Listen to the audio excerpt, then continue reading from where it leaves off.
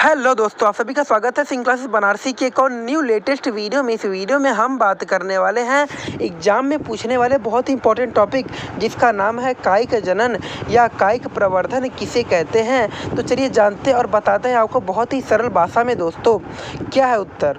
अलैंगिक जनन की वह विधि जिसमें जड़, तना, पत्ती आदि के माध्यम से नया पौधा का विकास किया जाता है, कायिक जनन कहलाता है। अलैंगिक जनन का मतलब समझ रहे हैं? ऐसा जनन जिसमें नर या मादा दोनों में से केवल एक की ही आवश्यकता होती है, उसी को क्या कहते हैं? अलैंगिक जनन कहते हैं। तो क्या होगा? पौधों में अलैंगिक जनन की वह विधि, मतलब समझिएगा। पौधों में, मैं बात मनुष्य में नहीं, हम बात कर रहे हैं पौधों की।